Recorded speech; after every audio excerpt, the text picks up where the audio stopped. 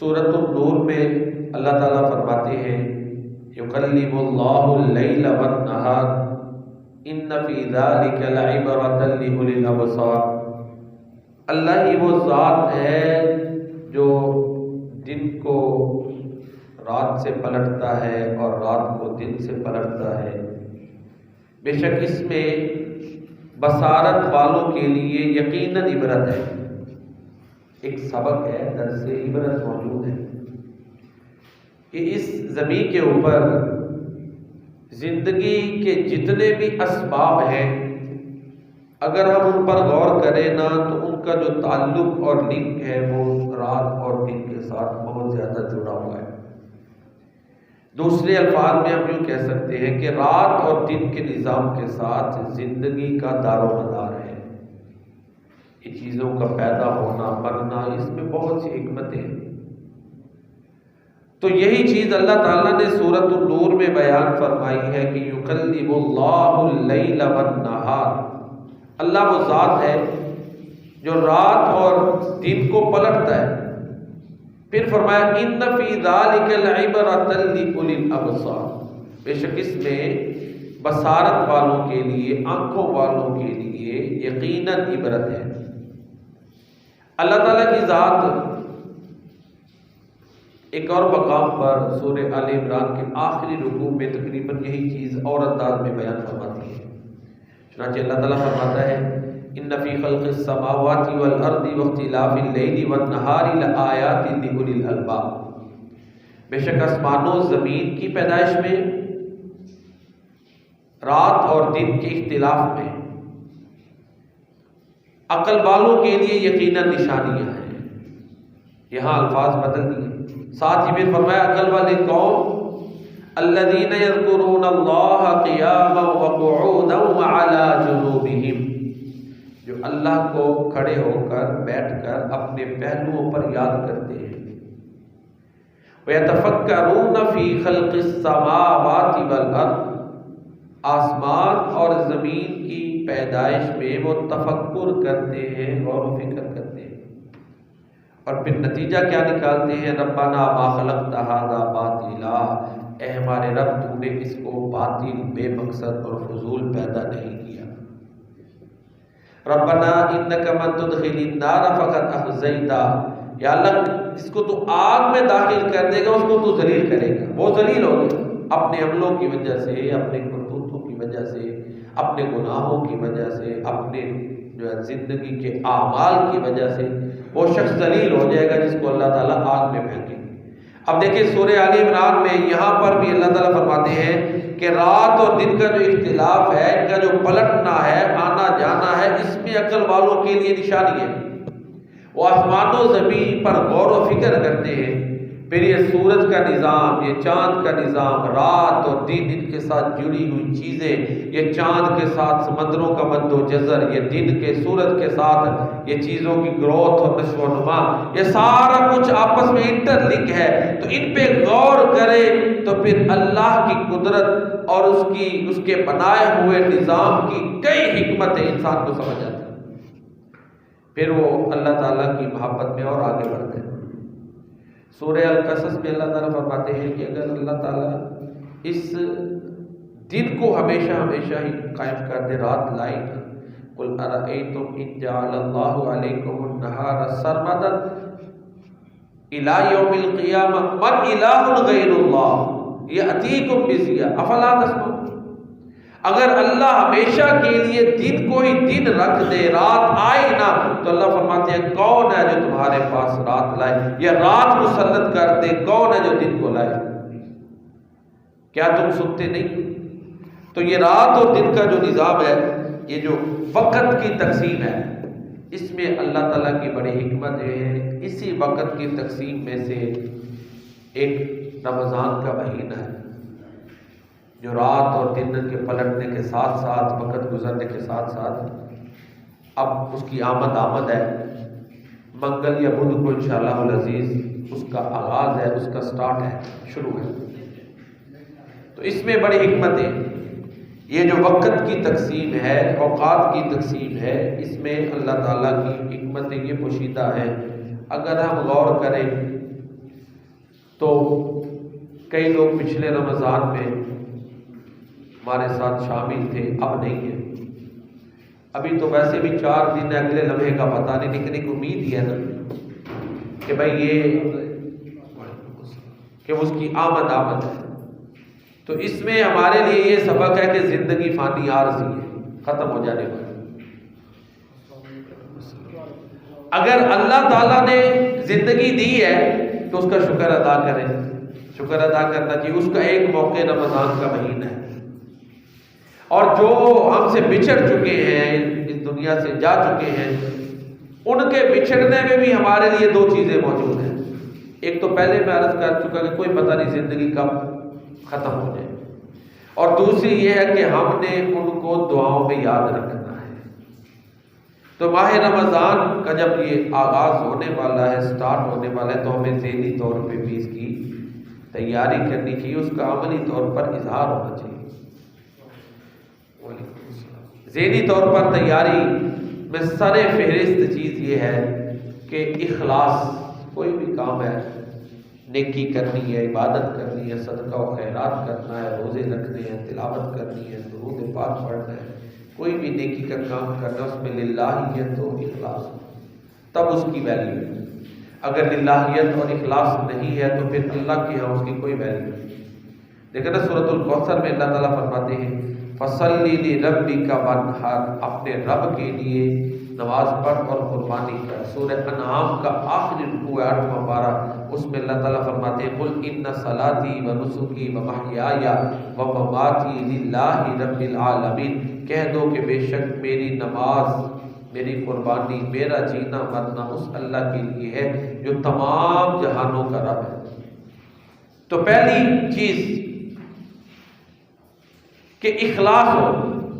اقبال نے بھی کہنا وائز کمال ترک سے ہاں ملتی ہے مراد، دنیا جو چھوڑ دی ہے تو عقبہ بھی چھوڑ دے۔ اچھا ہے دل کے پاس رہے پاسبان عقل، لیکن کبھی کبھی اسے تنہا بھی چھوڑ دے۔ تو اخلاص دیکھیں، یہ رمضان کی جہاں ثواب آتا ہے وہاں پہ آتا ہے من قام رمضان ایمانا واحتسابا، احتساب کا معنی ثواب کی نیت، اخلاص۔ من صام رمضان ایمانا واحتسابا، من قام لیلۃ القدر ایمانا واحتسابا، کہ لیلۃ القدر کا قیام کرنا ہے، رمضان کے روزے رکھنے ہیں، یا ویسے قیام کرنا ہے ایمان کے ساتھ، یہ شرط ہے کہ ثواب کی نیت ہے۔ اور دوسری چیز اللہ تعالیٰ سے نیکی کی توفیق مانگنا، یہ بھی مانگنی چاہیے، کیونکہ ظاہری اسباب کے ساتھ ساتھ ہمارا اعتماد، توکل، یقین اور اعتقاد اللہ تعالیٰ کی ذات پر ہونا چاہیے۔ سیدنا سلیمان علیہ السلام، ایک نبی گزرے سلیمان علیہ السلام، سورہ نمل میں ان کی دعا ہے اوزعنی ان اشکر نعمتک التی انعمت علی وعلی والدی وان اعمل صالحا ترضاہ وادخلنی برحمتک فی عبادک الصالحین۔ انہوں نے کہا کہ اے میرے رب مجھے توفیق عطا فرما کہ میں تیری اس نعمت کا شکر ادا کروں جو تو نے میرے اوپر کی اور میرے والدین پر کی، اور یہ کہ میں نیک اعمال کر سکوں، اور اپنی رحمت کے ساتھ مجھے نیک لوگوں میں شامل کرنا۔ تو یہ دوسری چیز ہے جو ہم نے کرنی ہے۔ پہلی چیز تو یہ کہ اخلاص پیدا ہونا چاہیے، اخلاص اللہ کے لیے عمل کرنا۔ دوسری چیز یہ ہے کہ توفیق مانگنی، اپنے اوپر اعتماد نہیں، اللہ کی رحمت پر اعتماد، اللہ کے فضل پر، اس کی مدد پر، اس کی نصرت پر اعتماد۔ اس کے لیے دعا کہ اللہ تعالیٰ مجھے اور آپ کو صحت عطا فرمائے، موقع عطا فرمائے، اسباب عطا فرمائے کہ ہم ماہ رمضان کے روزے رکھ سکیں، رات کو قیام کر سکیں، تلاوت کثرت سے کر سکیں، کثرت سے درود و سلام نبی کریم صلی اللہ علیہ وسلم پر بھیج سکیں۔ تو یہ دعا کرنی توفیق کی کہ اللہ تعالیٰ توفیق عطا فرمائے۔ اسی طرح سورۃ الاحقاف میں تقریباً یہی دعا ہے لیکن الفاظ بدلے ہوئے، اس کا اینڈ جو ہے وہ اور ہے ربی اوزعنی ان اشکر نعمتک التی انعمت علی وعلی والدی وان اعمل صالحا ترضاہ واصلح لی فی ذریتی، کہ یا اللہ میرے لیے میری اولاد میں بھی اصلاح فرما۔ بعض دفعہ بندہ اس کے بڑے پلانز منصوبے ہوتے ہیں لیکن وہ بے بس ہو جاتا ہے۔ یہ اللہ تعالیٰ کی توفیق ہی ہے کہ اللہ تعالیٰ اولاد کی اصلاح فرما دے۔ باقی بندہ یہ کہے جی میری تربیت کا بڑا اثر ہے یا میری بڑی دانشوری ہے، تو ایسی کوئی بات نہیں، یہ خالصتاً اللہ تعالیٰ کا فضل ہے۔ دیکھا نا نوح علیہ السلام، میں اکثر عرض کرتا ہوں کہ بیوی بھی مخالفت میں ہے، بیٹا بھی مخالفت میں ہے، نہیں بیٹے کو سمجھ آئی، بیٹا ڈوب گیا ہے، سامنے آپ کو ڈوبا ہے، اور ظاہر نبی اپنے بچوں کی تربیت کے حوالے میں کوئی کوتاہی تو نہیں کر سکتے نا، انبیاء تو ماڈل ہوتے ہیں، میں اور آپ ہمارے اندر ہزاروں کوتاہیاں، ہمارے فیملی لائف سٹائل میں کوتاہیاں ہوتی ہیں، انبیاء بھی بعض دفعہ بچوں کے سامنے ایسی غلطیاں ہوتی ہیں کہ جو نہیں ہونی چاہیے، گفتگو میں، تکرار میں، سب مسئلے ہوتے ہیں۔ انبیاء تو پرفیکٹ ہوتے ہیں، وہ تو اسوہ ہوتے ہیں، نمونہ ہوتے ہیں، لیکن اس کے باوجود بھی اولاد کی اور ان کا بیٹا ہدایت نہیں پا سکا۔ بعض ایسے معاملات بھی ہوتے ہیں کہ بچوں کی ڈپریشن یا ان کی بغاوت والدین کے رویے بھی کر دیتے ہیں کہ بچے اس ایک غلط ڈگر پہ چلے جاتے ہیں، تو والدین کی ذمہ داری ہوتی ہے کہ اپنی حد تک تو کوشش کریں، باقی تو انسان اپنا بھی ذمہ دار نہیں ہے۔ اہدنا الصراط المستقیم ہر نماز میں ہم کہتے ہیں، دعا کرتے ہیں، کہتے نہیں دعا کرتے ہیں، پڑھتے ہیں، دعا کرتے ہیں کہ ہمارے رب ہمیں سیدھا رستہ دکھا۔ تو بہرحال بات لمبی ہوگی۔ دوسری چیز جو بہت ضروری اور لازم ہے وہ دعا ہے توفیق مانگنی، کہ اللہ تعالیٰ جو ہے نا توفیق عطا فرمائے کہ ہم رمضان میں زیادہ سے زیادہ عبادات کر سکیں، دعا بھی کریں، ذہن بھی بنائے۔ ذمہ داریاں ہیں، مسائل ہیں، بڑا کچھ ہے، لیکن انسان ذہن بنائے، کوشش کرے، سٹرگل کرے تو اللہ تعالیٰ پھر رستے جو ہے نا وہ نکالتے ہیں، انسان کو رستے فراہم کرتے ہیں۔ سورۃ العنکبوت کی آخری آیت ہے، اللہ تعالیٰ فرماتے ہیں والذین جاہدوا فینا لنہدینہم سبلنا وان اللہ لمع المحسنین، جو لوگ ہمارے بارے میں کوشش کرتے ہیں ہم انہیں ہی اپنے رستے دکھاتے ہیں۔ سٹرگل کے بغیر، کوشش کے بغیر سیدھا رستہ نہیں میسر ہوتا۔ تو لہذا یہ دوسری چیز ہے۔ تیسری چیز ہے اپنے گناہوں کی معافی مانگنی چاہیے، زیادہ سے زیادہ توبہ طائب کرنی چاہیے، توبہ استغفار کرنی چاہیے، کیونکہ اللہ تعالیٰ غفور الرحیم ہے، بخشنے والے ہیں۔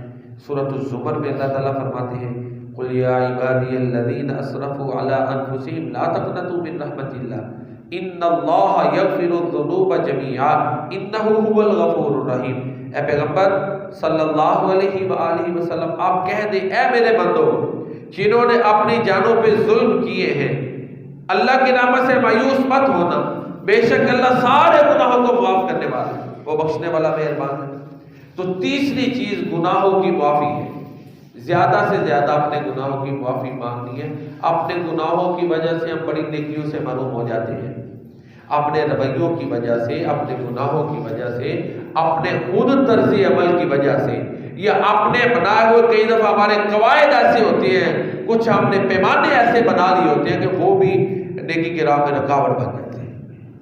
تو لہذا توبہ استغفار کے ساتھ ساتھ یہ کہ اپنی سوچ، عمل، کردار، رویے میں بھی سوچنا ہے کہ بہتری آ جائے، توبہ استغفار کرنی ہے۔ توبہ کرنے سے بھی انسان کا دل نرم ہوتا ہے۔ بعض دفعہ انسان ایک چیز کے بارے میں سخت ہوتا ہے کہ میں نے نہیں کرنی، توبہ کرنے سے ہو سکتا ہے وہ کہ چلو خیر ہے، اس میں نرمی پیدا ہو، اس میں بہتری آ جائے، تو یہ اللہ کی توفیق ہوتی ہے۔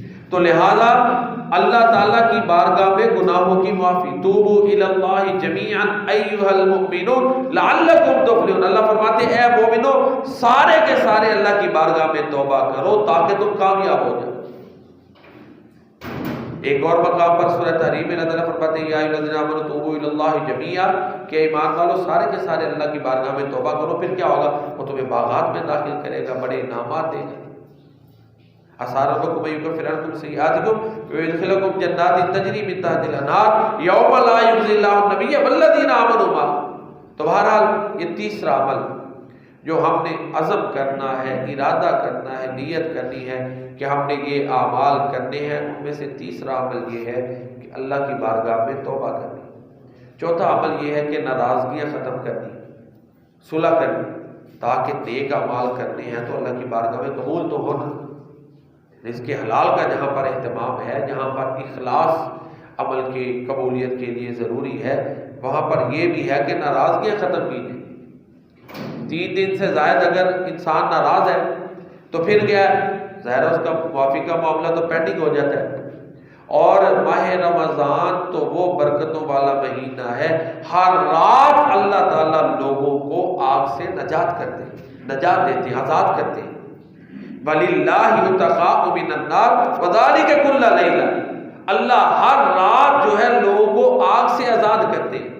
تو یہ ماہ رمضان کی برکات ہے جو اللہ تعالیٰ بندوں پہ نازل فرماتے ہیں ماہ رمضان میں۔ تو لہذا صلح کر لے، ناراضگی کو ختم کرے، اور اسی طرح کوشش یہ کرے کہ سنت کے مطابق جو عبادات ہیں وہی کرے، سنت کے مطابق۔ اپنی طرف سے مزید چیزوں کو اضافے کی ضرورت نہیں ہے، جو بھی عمل کرنا ہے اس میں سنت سے رہنمائی لے، کیونکہ اللہ کے پیارے نبی صلی اللہ علیہ وآلہ وسلم کا فرمان ہے، من عامل عملا لیس علیہ امرنا فہو رد، جس نے کوئی بھی عمل کیا ہے اگر وہ ہمارے طریقہ کے مطابق نہیں ہے تو اللہ کے نبی صلی اللہ علیہ وسلم فرماتے ہیں وہ مردود ہے۔ اخلاص ہو، کوئی بھی نیکی ہو وہ قرآن و سنت کے مطابق ہو، ناراضگیاں ختم کرے، اللہ تعالیٰ سے توفیق مانگے کہ یا اللہ میرے لیے نیکی کے کام کو آسان کر دے۔ تو یہ چیزیں جب ہوگی، ارادہ ہوگا، تو پھر انشاءاللہ انسان میں اللہ تعالیٰ جو اس کو اپنے اندر بہتری لانے کی توفیق عطا فرماتے ہیں۔ اسی طرح اسی ضمن میں خود احتسابی اپنا احتساب کرتا رہے کہ میں کس پوزیشن میں ہوں، رمضان سے پہلے میری کیا حالت تھی، رمضان کے اندر یہ میں کیسے رمضان گزار رہا ہوں، اور بعد میں میرے کیا حالات۔ خود احتسابی یہ بڑی ضروری ہے، پھر ہی انسان اپنے اندر بہتری لا سکتا ہے۔ کیونکہ خود انسان اپنا احتساب کرے نا، اچھا جی یہ عبادات کے معاملے میں میرے اندر یہ کوتاہیاں ہیں، مثال کے طور پر فرض نماز 5 پوری نہیں ہوتی، صحیح ہے نا، عزم کرے کہ میں نے 5 نمازیں پوری کرنی، جو میں جیسے 5 نمازیں پڑھنے والا ہے، جماعتیں رہ جاتی ہیں، جماعت کا اہتمام نہیں ہوتا، کوشش کرے کہ میں نے جماعت کا اہتمام کرنا ہے، عبادات میں تو بہتری لائے نا۔ نماز کے بغیر تو کوئی چارہ نہیں، نماز پڑھنی اس کے بغیر کوئی چارہ نہیں، کوئی عذر نہیں۔ ہاں یہ ہو سکتا ہے کہ جی میں فلاں جگہ پہ اکیلا ہوں، یا ادھر ہی 2 بندے ہم جماعت کروا لیتے ہیں، وہ الگ بات ہے، پڑھنی ضرور ہے۔ ایک بندے نے دکان باہر لگائی ہوئی ہے، پھر وہ ساری چیزیں اندر رکھے گا، باہر لگائے گا، کہتا ہے مشکل ہے آنا جانا، کوئی ادھر ہی اہتمام کر لے۔ یعنی اس طرح کے رستے تو ہیں نا کہ پوری زمین جو ہے وہ جائے نماز ہے، بہتر ہے مسجد میں آئے، افضل اعلیٰ اولا عمل یہی ہے مسجد میں آئے، لیکن حالات ایسے، اکیلا ہے، کوئی معاملہ ایسا ہے، تو پھر نماز پڑھنی ضرور ہے۔ اس کی اللہ کی جو ساورینٹی ہے اس کو ماننا ہے، نماز کی معافی کوئی نہیں۔ پیارے نبی کریم جناب محمد مصطفیٰ صلی اللہ علیہ وآلہ وسلم آخری وقت میں حالات یہاں تک تھے کہ آپ 2 صحابہ کے کندھوں پر سہارا لے کر آئے اور پاؤں سے چلا بھی نہیں جا رہا تھا، کہ پاؤں اس طرح وزن نہیں اٹھا رہے، تھوڑا گھسٹنے والی پاؤں کی کیفیت تھی کہ اسٹیپ بھی نہیں، سہاروں کے ساتھ بھی اسٹیپ نہیں لیا جا رہا، لیکن پھر بھی پیارے نبی کریم صلی اللہ علیہ وسلم نماز کی ادائیگی کے لیے مسجد میں آئے، اور بے ہوشی طاری ہو جاتی تھی، جب ہوش آتا تھا تو ایک ہی سوال ہوتا تھا، کیا لوگوں نے نماز پڑھ لی؟ اللہ اکبر۔ تو لہٰذا نماز کے بارے میں کوئی کمپرومائز نہیں ہے، روزے رکھے پیاسا رہے نماز نہ پڑھے، آپ خود دیکھیں کیا یہ بھوکا پیاسا رہنا کوئی اللہ کے ہاں اس کی ویلیو ہوگی؟ 2 رائے ہیں، ایک تو کہے گا نہیں ہے، دوسرا کہے گا جی وہ خود سوچے، ہے جی کہ نماز اور روزہ دونوں کو تفریق کر دیں، یہ درست نہیں۔ تو خود احتسابی، سیلف اسیسمنٹ، ایویلویشن، اور روزے کی حالت میں اور عام حالت میں فرق ہونا چاہیے۔ اگر روزے کی حالت میں اس کے اندر روزے کا احساس ہی نہیں ہے تو پھر یہ بھی تو صحیح نہیں کہ روزہ ہے تو پھر اس کے ذہن میں خیال آئے کہ میں نے یہ اس سے گناہ سے بھی بچنا ہے، اس سے بھی بچنا ہے، بعض دفعہ فضولیات ہوتی ہیں ان سے بھی بچنا ہے۔ تو لہٰذا یہ اپنی خود احتسابی، حضرت عمر فاروق رضی اللہ تعالیٰ عنہ کہتے ہیں حاسبوا قبل ان تحاسبوا، اس سے پہلے کہ تمہارا حساب لیا جائے اس سے پہلے تم اپنا احتساب خود کرو، اپنا حساب خود لو۔ یہاں بندہ اپنا حساب لے گا نا، احتساب کرے گا تو اپنی جب غلطیوں کو وہ سوچے گا تو اگر رو پڑے گا تو معافی مل جائے گی، بلکہ صرف معافی نہیں، ہو سکتا ہے اللہ اپنی رحمت سے اس کی گناہوں کو نیکیوں میں بدل دے، کیونکہ قرآن کریم الا من تاب وآمن وعمل عملا صالحا فاولئک یبدل اللہ سیئاتہم حسنات، جو توبہ کرے گا، ایمان لائے گا، نیک اعمال کرے گا، اللہ ایسے لوگوں کی برائیوں کو حسنات میں بدل دیتے۔ تو لہذا حاسبوا قبل ان تحاسبوا، اپنا احتساب کرے۔ اسی طرح اپنی سوچ کے یہ تو تھی نا عبادات، قرآن کریم کے حوالے میں دیکھ لے حوالے سے کہ میں دن میں کتنی آیتیں پڑھتا ہوں، اب روزے کی حالت میں میرے اندر بہتری آنی چاہیے، میں نے زیادہ تلاوت کرنی، تو یہ فرض نماز ہے، قرآن کریم کی تلاوت ہے، درود و سلام ہے، ذکر اذکار یعنی ذکر بہترین عمل ہے کہ اللہ کے ذکر سے اس کی زبان تازہ ہے۔ ایک روایت میں تو یہاں تک آتا ہے جو مرد اور عورتیں اللہ کو بہت زیادہ یاد کرتے ہیں وہ قیامت والے دن درجات میں سب سے زیادہ فضیلت والوں میں ہوں گے، بہترین لوگوں میں ہوں گے، جو اللہ کو بہت زیادہ یاد کرتے ہیں، ذکر کرتے ہیں۔ اگر عام حالات میں ذکر نہیں ہوتا تو اب روزوں میں اپنے اندر بہتری لے آئے۔ تو یہ چیز ماہ رمضان میں اپنے اندر بہتری لانے کا یہ مہینہ ہے، پہلے عزم کرے پھر رمضان میں کوشش کرے، بعد میں دیکھیں کتنے اثرات رہ گئے، تو یہ بہتر ہے طریقہ۔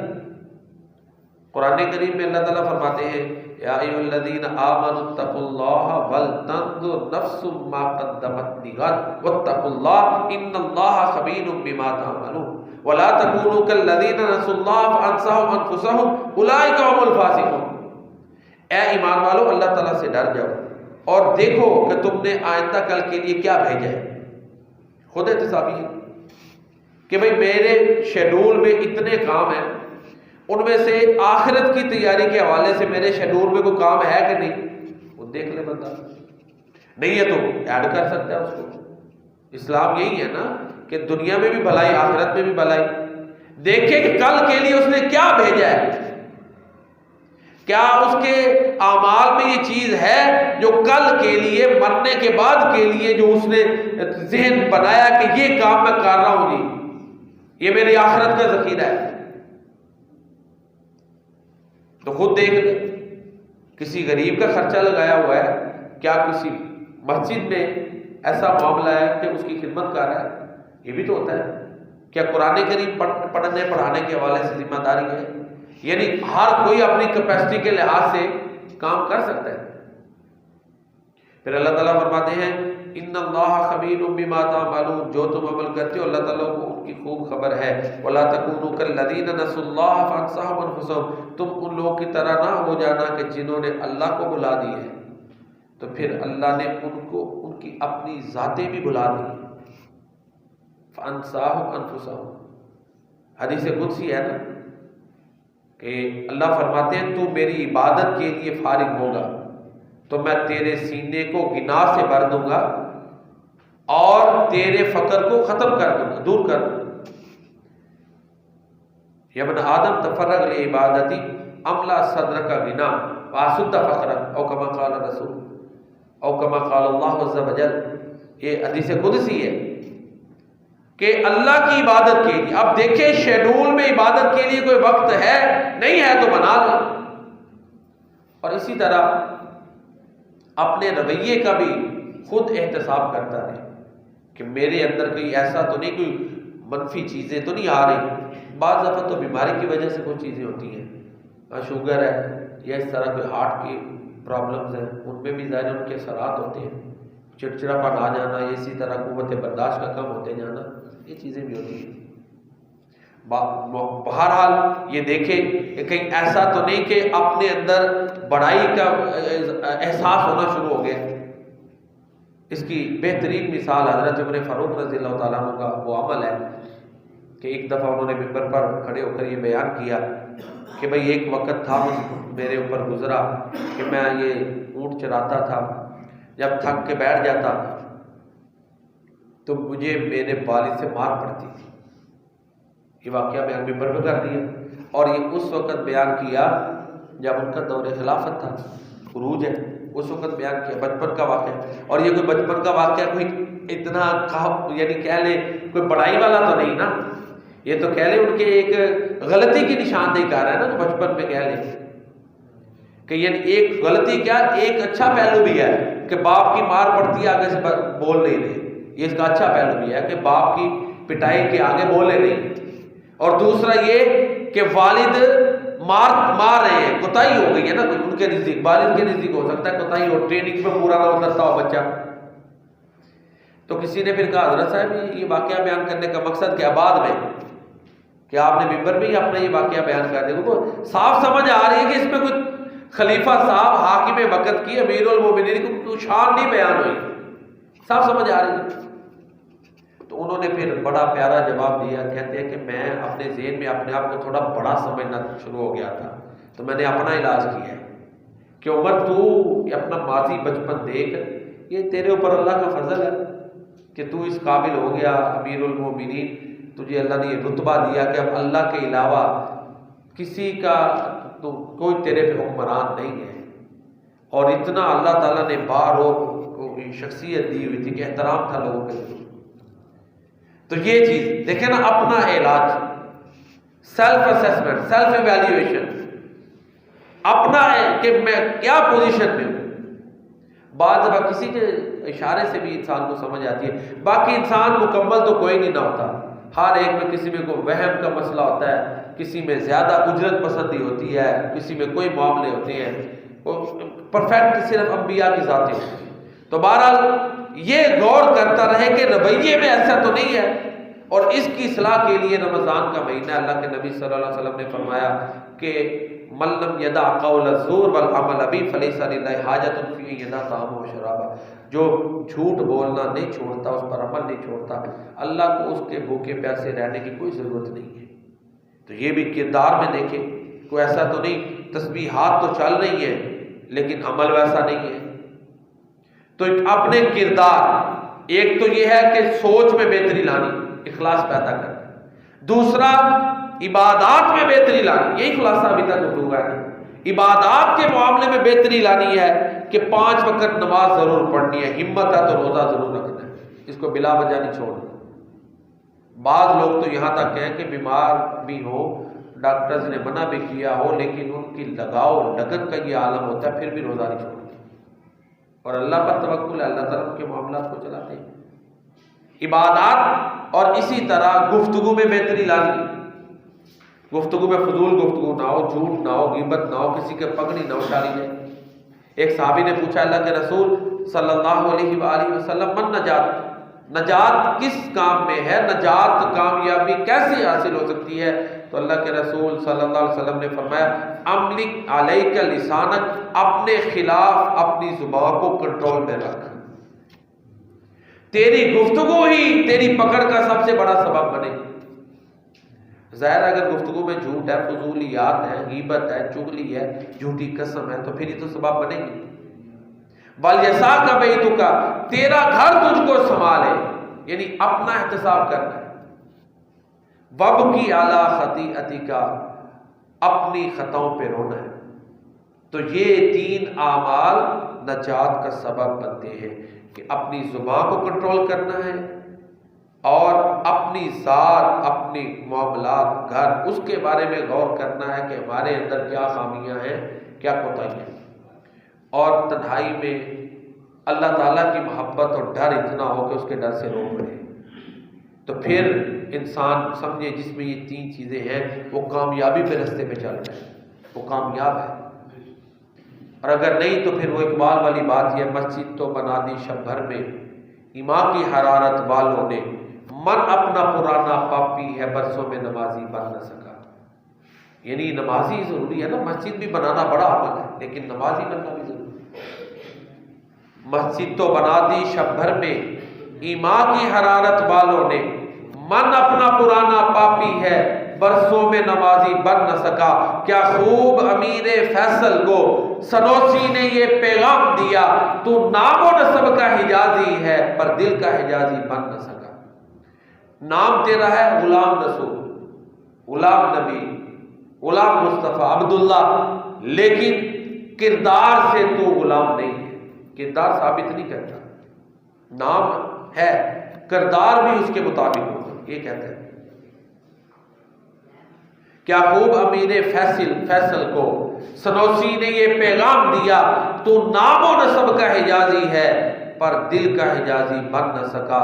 اقبال بڑا اپدیشک ہے، من باتوں میں موہ لیتا ہے، گفتار کا غازی بن تو گیا، کردار کا غازی بن نہ سکا۔ تو یہ ایک چیز جو سیلف اسسمنٹ ہے، آسان لفظوں میں ہم نے اپنے بارے میں دیکھنا ہے، اپنی ذات کے بارے میں کہ میں کدھر کھڑا ہوں، جس مقصد کے لیے اللہ تعالیٰ نے پیدا کیا اس کو میں کتنا حاصل کر رہا ہوں۔ تو یہ چیزیں ہیں چند جو میں نے آپ کی خدمت میں عرض کی ہیں، ان کو اپنے اندر پیدا کیا جائے تو پھر امید ہے کہ انشاءاللہ اللہ تعالیٰ ہمیں اپنے اندر بہتری لانے کی توفیق عطا فرمائیں گے۔ نبی کریم صلی اللہ علیہ وسلم کا فرمان ہے کہ لوگوں میں سے بہترین انسان وہ ہے جو قلب محموم اور لسان صادق رکھتا ہو۔ قلب محموم اور لسان صادق، سچی زبان اور ایسا دل جس میں اللہ کا ڈر ہو۔ قلب محموم، صحابہ کرام نے پوچھا اللہ کے رسول صلی اللہ علیہ وسلم قلب محموم کیا ہے؟ تو آپ صلی اللہ علیہ وسلم نے فرمایا القلب التقی النقی الذی لا اسم فیہ ولا بغی ولا حسد، ایسا دل جس میں اللہ کا ڈر ہے اور جو پاک ہے، جس کے خیالات پاک ہے، کینہ، حسد، بغض، ریاکاری سے جو دل پاک ہے، جس میں فضولیات اور فضول خواہشات نہیں، اللہ کی محبت جس دل میں کوٹ کر بھری ہوئی ہے، وہ دل، ایسا دل جس میں اللہ کی بے پناہ محبت ہو، اللہ کے رسول کی بے پناہ محبت ہو، اور جو پاک ہو، جس میں کوئی گناہ نہ ہو، گناہوں کی خواہشات ہی نہیں، نہ اس میں حسد ہے، نہ بغاوت ہے، اللہ کے کسی حکم کی بغاوت بھی نہیں کرتا۔ تو وہ دل جس کی یہ کیفیات ہیں وہ بہترین دل ہے، قلب محموم ہے، اور جو شخص ایسا دل رکھتا ہے وہ اللہ کے نبی نے فرمایا لوگوں میں سے بہترین انسان ہے۔ یعنی وہ انسان جو سچ بولتا ہے وہ بہترین ہے، وہ انسان جس کے دل میں ہر چیز سے بڑھ کے اللہ اور اللہ کے رسول کی محبت ہے وہ بہترین انسان ہے۔ وہ انسان جو اللہ کی پکڑ سے ڈرتا ہے بہترین انسان ہے۔ وہ انسان جس کے دل میں ریاکاری، دنیا کی بے حد محبت، حسد، کینہ، بغض نہیں ہے، وہ انسان بہترین انسان ہے حدیث کی روشنی میں۔ تو یہ دیکھنا ہے کہ آیا یہ صفات ہمارے اندر ہیں کہ نہیں۔ تو ساری گفتگو کا خلاصہ یہ ہے کہ ماہ رمضان کی آمد کے حوالے سے ہمیں اپنے اعمال میں اخلاص پیدا کرنا چاہیے، ہر عمل قرآن اور سنت کے مطابق ہونا چاہیے، نیکی کرنے کی توفیق اللہ تعالیٰ سے مانگنی چاہیے، گناہوں کی معافی اور گناہوں سے بچنے کی توفیق اور مدد یہ اللہ تعالیٰ سے مانگنی چاہیے، آپس میں ناراضگیوں کو ختم کر دینا چاہیے، زیادہ سے زیادہ قرآن کریم کی تلاوت اس کا اہتمام کرنا، کثرت سے درود و سلام بھیجنا، اللہ کو زیادہ یاد کرنا، اس کا اہتمام کرنا چاہیے۔ اگر 5 نمازیں پوری نہیں تو ارادہ کرے کہ میں نے 5 نمازیں پوری کرنی، پوری 5 نمازیں پڑھنی، یہ ارادہ کرے۔ 5 نمازیں پڑھنے والا ہے تو وہ کوشش کرے جماعت کا اہتمام آگے تہجد کے لیے یا قیام اللیل اس کے حوالے سے، یعنی رمضان میں اپنے اندر بہتری لانی ہے۔ اللہ تعالیٰ مجھے اور آپ کو یہ توفیق عطا فرمائے۔ جو میں نے بیان کیا آپ نے سنا، اللہ تعالیٰ